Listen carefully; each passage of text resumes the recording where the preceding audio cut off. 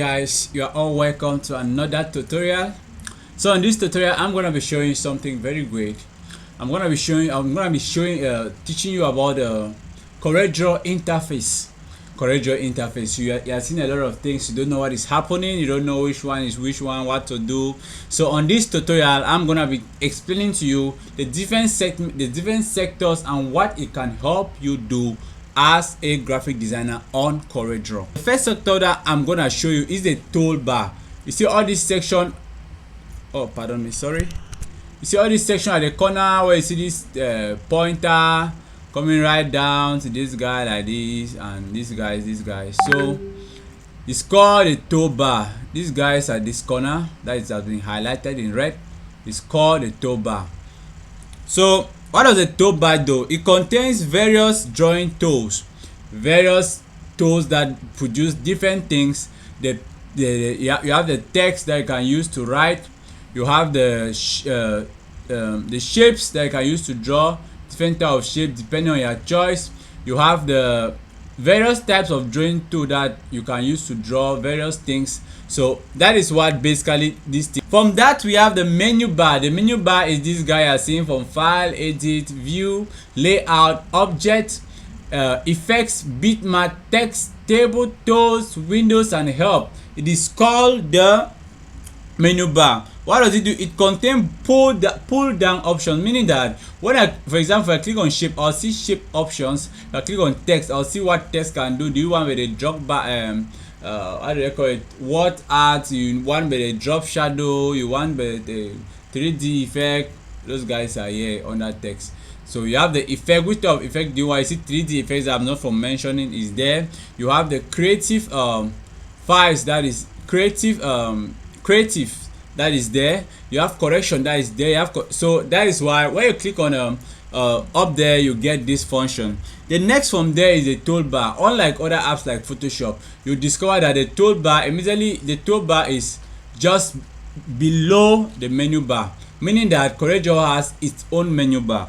Yes, so the toolbar contains a lot of options like copy and paste. You want to copy something, you see it there. You have to save, you see it there. Open a new file, see it there. This is a new file here. You see open an old document. So it contains shortcuts to use to maybe deliberate more faster. So the next after that we have the properties bar. For example, when you click on the properties bar, when you click on a new tool, you discover that it automatically gives a different function in favoring the tool, mean that immediately you click on this guy, unlike Photoshop, you have a bar just specifically for that tool, for that drawing tool or text tool, whatever. So as you are changing the shapes, you see, for example, when you want to change a shape, when you change, if I take it, I go to square, you tell me that, okay, what do you want, which type of size do you want? You see millimeters, I increase. Okay, let me just click. Okay, you see which type of shapes I want, then immediately I draw. That is what we provided for me, because that is what I choose. If it's too big for me, I want to reduce. I need a plain shape. Exactly, that is what happens. So now let's proceed. After that we have the talker. What is the talker? You come to this guy here that has been highlighted in red. You see these hints. These hints tells you about the tool. When you click on a tool, it tells you what the tool can do, what the tool cannot do. For example, I clicked on zoom. It told me that to zoom in on a portion of your work, click in the drawing windows. You see, so it's telling me about it. So that's exactly what this guy does. So as you are changing, it's telling you more about it. Change the tool, it tells you more about it. So Corel is nice because it's teaching you. It's a process of teaching.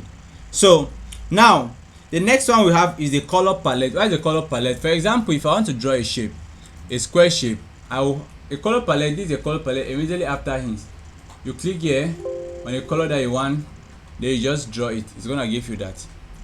Let me adjust this. My guy that is spoiling my work like that. Voila, I'm good now. So that is basically it. want the blue, pink, you just go to that color palette. You can manipulate it from there. You can still hold a new one, a one that already drew already. You go there and it's changing for you automatically. So another tip for today's class is how to change your language. Maybe you're a francophone, a Chinese, you don't know how to change your language. How do you do that?